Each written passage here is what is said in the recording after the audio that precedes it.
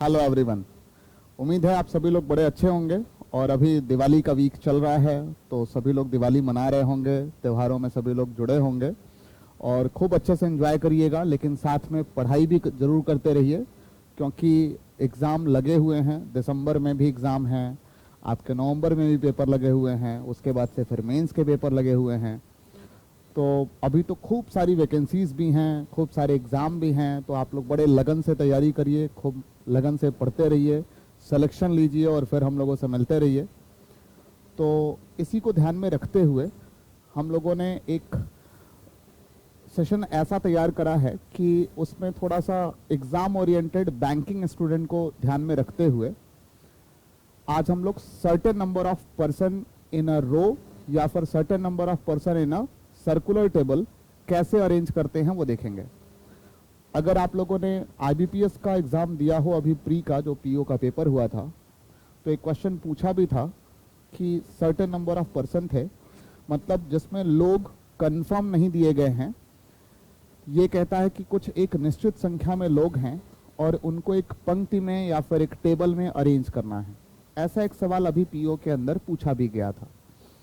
तो बहुत सारे बच्चे उसे नहीं कर पाए और हालांकि जो हम लोगों से पढ़े हुए बच्चे थे उन लोगों ने तो कर लिया, लेकिन बहुत सारे ऐसे बच्चे थे जो सिटिंग अरेंजमेंट तो पढ़े थे लेकिन कभी ऐसा सवाल नहीं करे थे, तो उन्होंने ऐसे क्वेश्चंस को छोड़ दिया, स्किप किया। और 5 नंबर का सवाल छोड़ना बैंकिंग में बहुत एक तरीके से समझ लीजिए कि ब्लंडर है।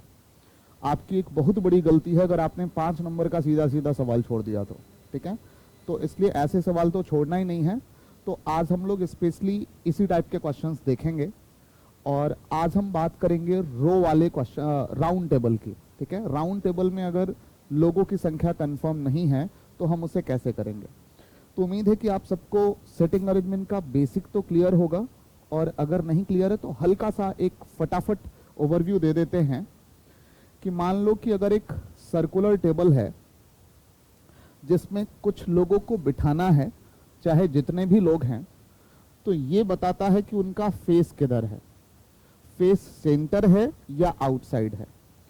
तो अगर फेस सेंटर की तरफ है, मान लो टेबल में जितने लोग हैं सभी लोग केंद्र की तरफ देख रहे हैं, तो उस केस में जो लेफ्ट राइट लेते हैं वो हम लोग या तो क्लॉकवाइज में लेंगे या तो एंटी क्लॉक में।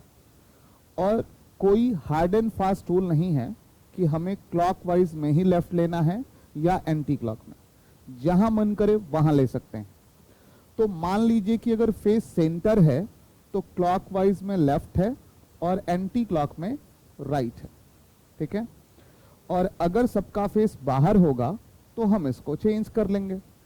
कभी कभी मिक्स भी आता है कि एक ही टेबल में कुछ का फेस सेंटर है, कुछ का फेस आउटसाइड। तो उस केस में आपको ये ध्यान रखना है कि सेंटर वालों के लिए अलग लेफ्ट राइट, मतलब जैसा हमने लिखा है वैसा मान लीजिए, और आउटसाइड हैं तो उनके लिए अलग लेफ्ट राइट। क्लियर है? तो ये बेसिक इंफॉर्मेशन है जो आप सबको पता होना चाहिए। और जब आप किसी राउंड टेबल में बैठाना स्टार्ट करते हैं तो आप फ्री होते हैं कि आप किसी भी व्यक्ति को कहीं पर भी बैठा लें। जो फर्स्ट पर्सन होता है, जो भी पहला व्यक्ति होता है, वो इस पूरे टेबल में फ्री होता है कि वो कहीं पर भी बैठ सकता है, ठीक है। और फिर उसके बाद जब आप उसको बिठा लेते हैं तो उससे कॉमन कंडीशंस को ढूंढिए और फिर उसको रिलेट करते हुए अगली कंडीशन को बिठाइए, ठीक है। तो ये ज्यादातर बातें तब समझ में आएंगी जब हम लोग क्वेश्चन के अंदर देखेंगे। तो चलिए फटाफट पहला क्वेश्चन देखते हैं। चलते हैं सीधे क्वेश्चन की तरफ। इस क्वेश्चन को देखते हैं। कहता है कि certain number of person in is sitting around the circular table. Certain number of person कहता है कि एक निश्चित संख्या में कुछ लोग हैं जो कि एक टेबल के किनारे बैठे हुए हैं, ठीक है। अब कितने हैं ये नहीं बता रखा है। आगे कह रखा है कि all of them facing centre, मतलब वही बात कि एक टेबल है और इसमें जितने लोग हैं वो सारे लोग सेंटर वाले हैं, लेकिन हैं कितने ये नहीं पता। फेस सेंटर है, ये अच्छी बात है कि हमें फेस पता होने से लेफ्ट राइट क्लियर हो गया। क्लियर है इतनी बात कि हम लोगों के क्लॉकवाइज डायरेक्शन में लेफ्ट होगा और एंटी क्लॉक में राइट होगा। अब ऐसा करने के बाद थोड़ा सा हम लोग रुकेंगे, थोड़ा सा रुकेंगे। और ऐसा नहीं कि जैसे आप बेसिक सेटिंग अरेंजमेंट में क्या करते हो, जब लोगों की संख्या फिक्स बता रखता है तो आप सबसे पहले क्या करते हो कि पूरे सर्कल में जितने लोग आने होते हैं उनकी जगह बना लेते हो। जैसे अगर 8 लोग होते हैं तो हम 8 लाइन खींच लेते हैं, 10 होते हैं तो 10 खींच लेते हैं। लेकिन ऐसे सवालों में आप पहले से लाइन नहीं खींच पाओगे क्योंकि पता ही नहीं है कितने लोग हैं। तो एक बार पजल इत्मीनान से पढ़ा करिए और मेरी बात गौर से सुनिएगा सभी लोग, ये ध्यान से सुनिएगा। क्वेश्चन अभी ट्राई मत करिएगा, सिर्फ अप्रोच समझिएगा कि कैसे करना है। हम बिल्कुल बिगिनर्स को दिमाग में रखते हुए सॉल्व कर रहे हैं कि अगर आप पहली बार ऐसी पजल देख रहे हैं तो कैसे सॉल्व करेंगे। तो करना क्या है आपको कि एक बार इस पूरे सवाल को पढ़ लेना, सबसे पहले इत्मीनान से पढ़ लेना। जब भी सर्टेन नंबर ऑफ पर्सन होंगे तो उसमें कहीं ना कहीं ये क्लू हो सकता है कि कितने लोग हैं, हो सकता है इस बात का कहीं ना कहीं जिक्र हो। जैसे इस सवाल को अगर आप पूरा ऊपर से पढ़ते हुए आए तो देखो अंत में एक लाइन लिखा है जिसमें लिखा है कि eight most 13 people sit around the circular table. कहता है कि अधिकतम 13 लोग ऐसे हैं जो एक टेबल के किनारे बैठे हैं, अधिकतम 13 लोग। ये एक बहुत बड़ा क्लू है ऐसे सवालों के लिए कि आपको एक अंदाजा मिल गया कि हमें टेबल में कितने लोगों को बिठाना है, ठीक है। लेकिन मेरी बात ध्यान से सुनना, ये जरूरी नहीं है कि ऐसा हर सवाल में मिल जाए। ऐसा जरूरी नहीं है कि हर सवाल में लिखा हुआ मिल जाए कि अधिकतम 13 लोग हैं। हो सकता है कि आपको नंबर ऑफ पर्सन डिफाइन ना किया जाए, बताया ही ना जाए। ये क्लू जो दिया है, हो सकता है ऐसा कोई क्लू भी ना हो। जैसे हम अगला सवाल अभी देखेंगे, अगले सवाल में कुछ भी नहीं दिया होगा ऐसा कि कितने मैक्सिमम है या कितने मिनिमम है, उसे भी सॉल्व करने का तरीका है। लेकिन अगर मान लो कि सवाल में कुछ ऐसा दे रखा है तो हम क्यों भटके इधर उधर कि पता नहीं कितने हैं, जब एक अच्छी सी क्लू दे रखा है। कहने का मतलब ये है कि आप एक बार पजल को गौर से देख लिया करना। ऊपर भले लिखा हो कि सर्टेन नंबर ऑफ पर्सन है, लेकिन हो सकता है कि किसी कंडीशन में नीचे लिखा हो कि मैक्सिमम या मिनिमम इतने लोग हैं। उससे एक आपको अंदाजा लग जाएगा, एक माइंडसेट हो जाएगा कि अच्छा इतने ही होंगे। अब देखो कहता है कि अधिकतम 13 लोग हो सकते हैं, मतलब 13 से ज्यादा तो नहीं है।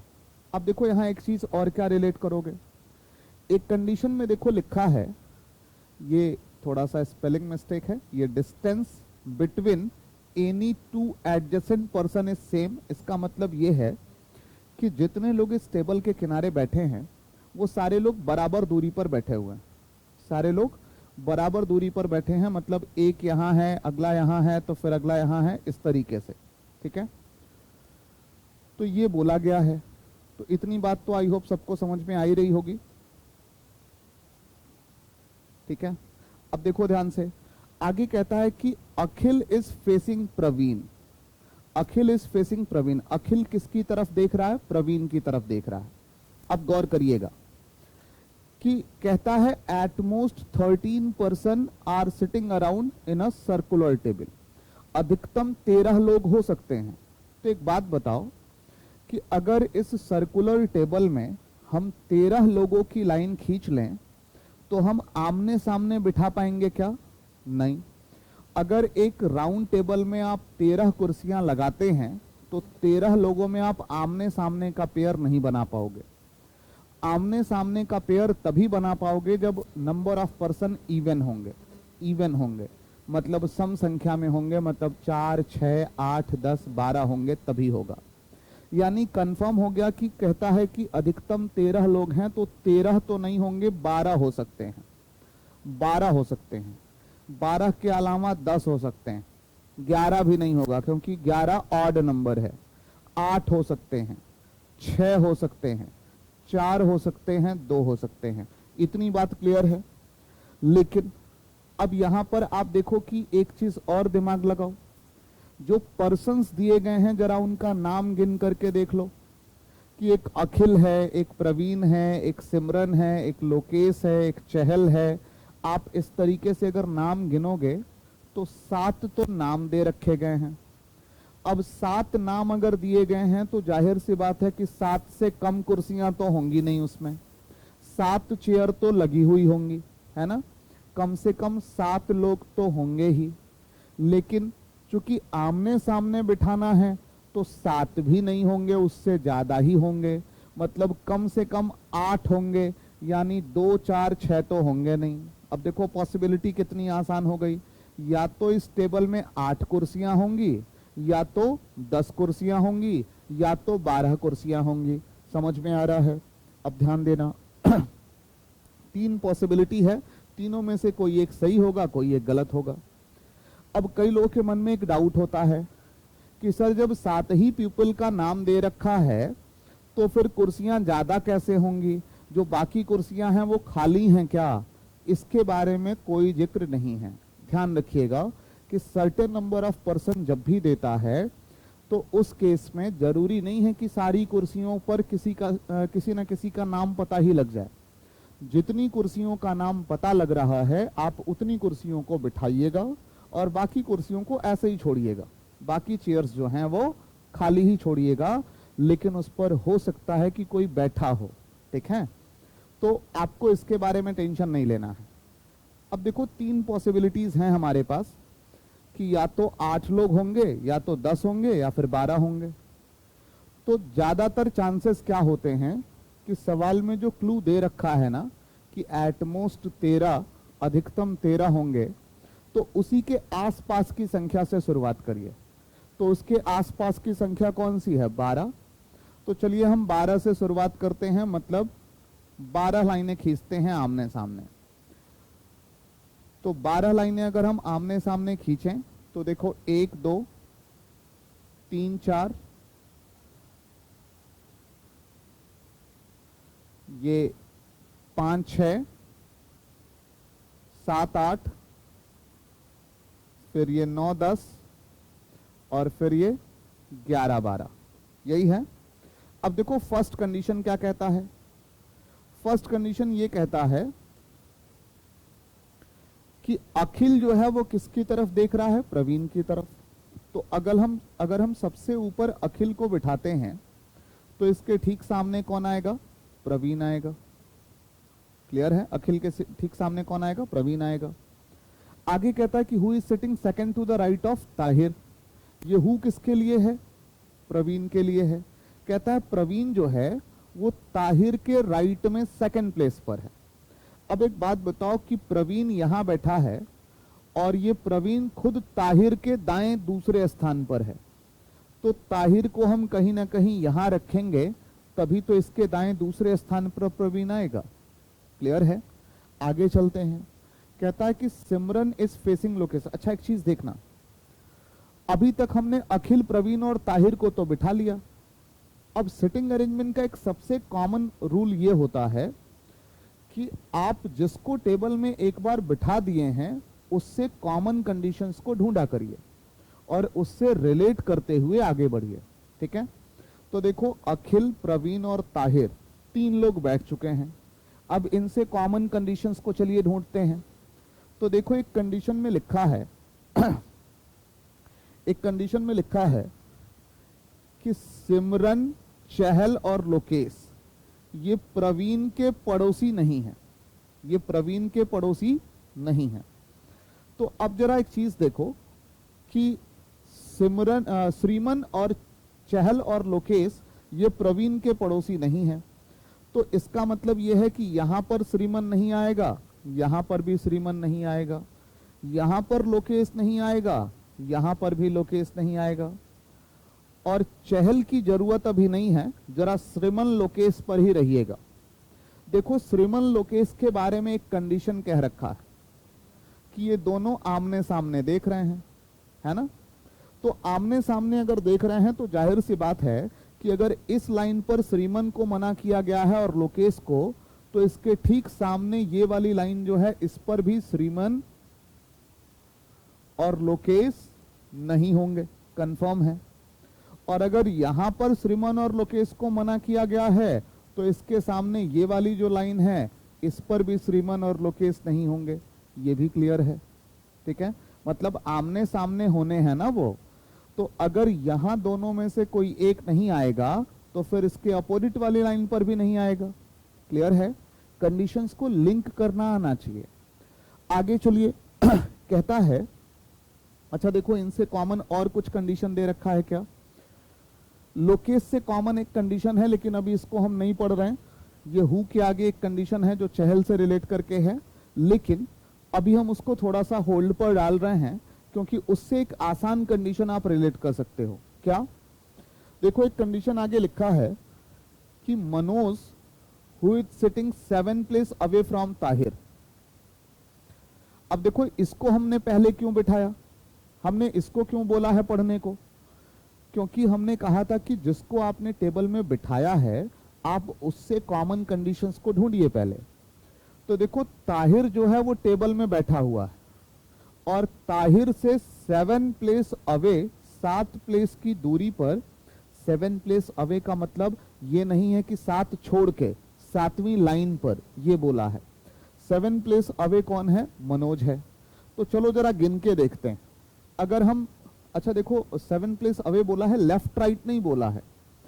तो ताहिर को यहां बिठा के अगर हम इसके राइट में एंटी क्लॉक में बिठाने की कोशिश करें तो देखो 1 2 3 4 5 6 7, मनोज को यहां रखना पड़ेगा, लेकिन यहां मनोज को रख नहीं सकते।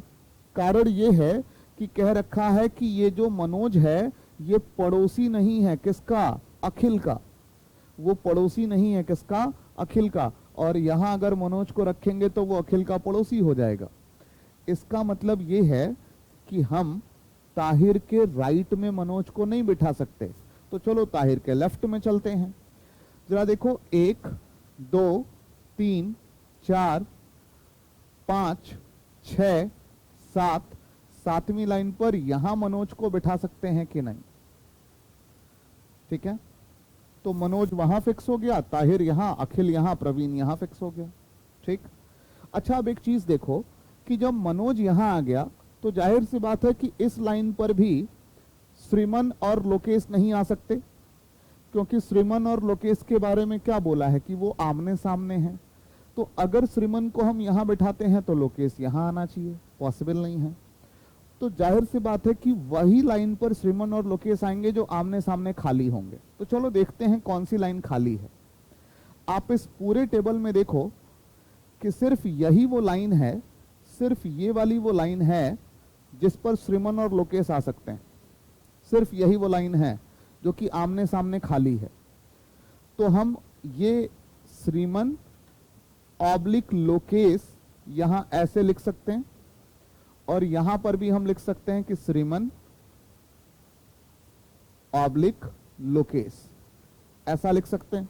दोनों में से कोई एक ऊपर होगा कोई एक नीचे होगा, क्योंकि फेसिंग बोला था। तो चलिए जो नेगेटिव कंडीशंस थी इनको हटा देते हैं ये। ठीक है,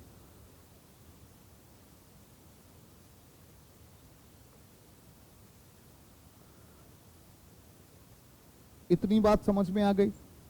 अब देखो श्रीमन लोकेश को जब हम लोगों ने ऐसे ऑब्लिक करके बिठा लिया तो अब देखो एक कंडीशन कह रखा था लोकेश से रिलेट करके हु जब भी आता है हमेशा जस्ट पहले वाले के लिए आता है। कहता है Lokesh is setting 4th to the right of Chahal. Lokesh जो है वो चहल के राइट में, लोकेश चहल के राइट में क्या है? चौथा है। अब जरा देखो कि चहल जो है जो लोकेश है अगर हम उसको यहां पर मान लें, यहां, तो देखो ये चहल यहां, लोकेश यहां पॉसिबल क्यों नहीं होगा? क्योंकि आप इस कंडीशन में देखो कहता है कि चहल के राइट में 4th पर क्या होना चाहिए? लोकेश होना चाहिए। अगर लोकेश यहां बैठा है तो हमें चहल को यहां बिठाना पड़ता ताहिर की जगह पे, तभी तो इसके राइट में ये 4th होता। लेकिन यहां चूंकि ताहिर ऑलरेडी बैठ चुका है तो हम यहां चहल को नहीं बिठा सकते। क्लियर है? तो इसका मतलब यह है कि हमें चहल को कहीं और बिठाना पड़ेगा। ठीक, और अगर चहल कहीं और बैठेगा तो फिर लोकेश को यहां नहीं बिठाना पड़ेगा, यहाँ से लोकेश को हटाना पड़ेगा, और अगर यहाँ लोकेश को हटाना पड़ेगा तो श्रीमन बैठेगा, और अगर यहाँ श्रीमन बैठेगा तो यहाँ से श्रीमन को हटाना पड़ेगा। ठीक है, तो चलिए हम इसको हटा देते हैं। यहाँ से हम लोकेश को हटा देते हैं, यहाँ से हम श्रीमन को हटा देते हैं, तो ये यहाँ लोकेश फिक्स हो गया और यहाँ पर श्रीमन फिक्स हो गया। क्लियर है? और लोकेश और श्रीमन को जब बिठा लेंगे तब देखिए कि चहल वाली कंडीशन क्या है। कहता है कि चहल के राइट में फोर्थ पर कौन होना चाहिए? लोकेश होना चाहिए। तो देखो अगर लोकेश यहां है तो फिर चहल को हमें यहां बिठाना पड़ेगा, चहल को यहां बिठाना पड़ेगा, तभी इसके राइट में फोर्थ पर ये पॉसिबल होगा। ठीक है, सॉरी, ये चहल को हमें यहां बिठाना होगा। ठीक है, हमें वहां बिठाना होगा, तब जाकर के आप इस लाइन को ऐसे बिठा पाओगे। क्लियर है? क्योंकि ये बोल रखा था कि चहल के राइट में फोर्थ प्लेस पर कौन बैठा है? लोकेश। तो देखो 1 2 3 4, चौथे पर कौन है? लोकेश है। अब जरा देखो टेबल में कितने फिक्स हो गए? 1 2 3 4 5 6 7, और देखिए 7 ही लोगों की इंफॉर्मेशन भी थी। जितने लोगों की इंफॉर्मेशन थी हमने उन सबको टेबल में बिठा दिया और सारी कंडीशन सेटिस्फाई हो रही है। इसका मतलब यही वाला टेबल क्या है? सही है। यानी टेबल में टोटल कितने लोग थे? 12 लोग। तो पहले दिया था कि सर्टेन नंबर ऑफ पर्सन है, एक निश्चित संख्या में लोग हैं, लेकिन कितने हैं तो वो पहले नहीं पता था, लेकिन अब पता है कि कितने हैं? 12 लोग हैं। तो आई होप अप्रोच सबको समझ में आया होगा। ऐसे सवालों में फिक्स करते ही जो सबसे पहला सवाल पूछ सकता है वो ये कि बताइए सबसे पहले इसमें कितने लोगों को बिठाने के लिए बोला है? तो यानी 12 लोगों को बोला है, 12 लोग बैठेंगे। सवाल ऐसे भी पूछ सकता है कि बताइए चहल के लेफ्ट में तीसरे नंबर पर कौन है, या फिर चहल के लेफ्ट में दूसरे नंबर पर कौन है, तो कुछ भी ऐसा पूछ सकता है। तो जब एक बार टेबल फिक्स हो जाएगी फिर तो आप क्वेश्चंस को कर ही सकते हैं। ठीक है, तो ये तो हुआ एक वो टाइप जिसमें कि सर्टेन नंबर ऑफ पर्सन देता है और फिर आगे ये कुछ क्लू दे देता है कि कितने हैं। ठीक, अब जरा हम आपको एक अगला सवाल दिखाते हैं। आई होप आपको ये सवाल समझ में आया होगा। एक अगला सवाल देखिएगा। अगला सवाल ये जो है बड़ा इंटरेस्टिंग सवाल है। इस पजल को अगर आप देखें तो कहीं पर भी क्लू नहीं दे रखा है कि कितने लोग हैं, और सीधे अंत में ये पूछ रखा है कि बताइए what is the position of L with respect to the position of D. ठीक है, तो अब वो तब बता पाएंगे जब टेबल फिक्स कर पाएंगे। तो अब ऐसे सवालों को कैसे किया जाए? कहता है कि during the bonding session of IPL, वो बेडिंग सेशन समझ लीजिए, जो नीलामी जो होती है खिलाड़ियों की, उसके लिए कहता है कि all the members related to team are made to seat around the big circular table at the facing the centre. कहने का मतलब ये है कि आईपीएल टीम के बहुत सारे मेंबर्स जो हैं, जिसमें आप देखते होंगे कि क्रिकेट टीम के अंदर बहुत सारे दूसरे लोग भी होते हैं, जो कि जैसे मालिक है या फिर जैसे सपोर्टिंग स्टाफ है। ठीक है, वो सारे लोग होते हैं। तो खिलाड़ियों की संख्या 11 होती है खेलने वाले, लेकिन उसमें मेंबर ऑफ प्लेयर भी जो हैं वो सेलेक्ट जो होते हैं वो 20 से ऊपर ही होते हैं। तो ऐसा नहीं है कि कुछ कॉमन सेंस लगा करके आपको आंसर दे देना है कि कितने होते हैं, एग्जैक्ट बताना है, ऐसा नहीं है। कंडीशंस के हिसाब से आपको यहाँ फिक्स करना है, और जो भी 10 15 20 25 आ जाएं वो आपको आंसर टिक करना है। ठीक है, तो देखो इसमें ट्राई कैसे करेंगे। पूरी पजल अगर आप पढ़ लो, कहीं पर भी पिछले सवाल के जैसा क्लू नहीं है कि 13 से ज्यादा नहीं हो सकते या 10 से कम नहीं हो सकते, ऐसा कुछ भी क्लू नहीं है। तो अब इसको कैसे करेंगे? ये बता रखा है कि फेस सबका सेंटर है, तो क्लॉकवाइज में लेफ्ट होगा और एंटी क्लॉक में राइट होगा। अब देखो कंडीशन फर्स्ट क्या है, इसमें सीधे पढ़ते जाइए, फिक्स करते जाइए, पहले से कोई लाइन नहीं खींचना है। कहता है कि R is sitting 7th to the right of D. कुछ नहीं करना है, सीधे लिखिए डी को, और डी के राइट में 7, 1 2 3 4 5 6 7, 7वीं लाइन पर कौन आएगा? आर आएगा। क्लियर है? अब देखिए डी और आर से कॉमन कंडीशंस को ढूंढना है। हमने क्या बताया, बेसिक अप्रोच सेम है। तो आपने अभी पहली कंडीशन को पढ़ा, आपने पहली कंडीशन को पढ़ा और आपने इसको लिख लिया। अब देखो जरा डी और आर से कॉमन क्या है, तो नीचे एक कंडीशन में लिखा है कि 6 person are sitting between M and R. 6 लोग किसके बीच में है, एम और आर के बीच में। जा देखो अगर आर यहां है तो 6 लोग छोड़ के इधर तो आप एम को बिठा ही नहीं सकते, तो इसका मतलब 6 छोड़ करके आप एम को इधर ही बिठाओगे, एम को आर से 6 छोड़ करके। क्लियर है। अब इसके बाद और कॉमन देखिए, तो एक कंडीशन देखिए लिखा है कि 3 person are sitting between F and R. 3 person are sitting between F and R. मन में आ रहा होगा कि सर आप ये छोड़ छोड़ के कंडीशंस क्यों देख रहे हैं, तो हम इसलिए देख रहे हैं क्योंकि कॉमन कंडीशंस हमें ढूंढनी है। देखो सिटिंग अरेंजमेंट का एक फिक्स फॉर्मूला नहीं है, अप्रोच होता है। अगर आप एक सही अप्रोच के साथ सवाल को ट्राई करेंगे तो सवाल फिक्स जरूर होगा। आप जिसको भी पहले बिठा रहे हैं उससे ये देखिए कि कॉमन कंडीशंस मिल रही हैं कि नहीं। तो पहले हमने डी को रखा, उससे रिलेट करके आर को बिठाया, फिर आर से रिलेट करके एक कंडीशन एम की थी, हमने उसको बिठाया। एम चूंकि दूसरी तरफ जा नहीं सकता था इसलिए हम नीचे रखे। और अब आर से रिलेट करके एक कंडीशन और है कि आर और एफ के बीच में 3 लोग हैं। तो अब देखो चूंकि राइट लेफ्ट नहीं बताया है तो हम एफ को नीचे भी बिठा सकते थे और एफ को ऊपर भी बिठा सकते थे। ऊपर अगर हम 3 लाइनें छोड़ करके देखें तो एफ को हमें यहीं बिठाना पड़ेगा। और एक पॉसिबिलिटी आप और बना सकते हैं एफ को नीचे रख करके। दोनों में से कोई एक पॉसिबिलिटी सही होगी, एक गलत होगी। तो हम ऊपर रखते हैं, आप एक बार नीचे भी ट्राई करके देखिएगा, वो पॉसिबिलिटी आगे चल के गलत हो जाएगी। हम ऊपर यहां रखते हैं एफ को, दोनों में से एक सही एक गलत होगा। यहां हम एफ को रख रहे हैं और देखो एफ से रिलेट करके क्या कहता है कि F is sitting 4th to the right of C. जैसे ही आपने एफ को बिठाया सी बैठ जाएगा। एफ किसके राइट में है, सी के राइट में है, और सी के राइट में कितनी लाइन पर है, 4th लाइन पर। तो देखो 1 2 3 4 सी यहां कहीं रहा होगा, तभी तो इसके राइट में चौथे पर है एफ। 1 2 3 4। आगे कहता है कि 8 person are sitting between C and J. 8 लोग बैठे हुए हैं सी और जे के बीच में। जैसे ही आपने सी को बिठाया देखो सी से कॉमन कंडीशन मिल गया। अब देखो 8 लोगों को बिठाना है सी और जे के बीच में, तो सी अगर यहां है तो 8 छोड़ के इधर भी जे आ सकता है और 8 छोड़ के इधर भी जे आ सकता है। लेकिन जे के लिए बोला है कि J is not an immediate neighbour of R. J R का पड़ोसी नहीं है। 8 छोड़ करके इधर अगर जे को बिठाओगे तो आर के पड़ोस में आ जाएगा।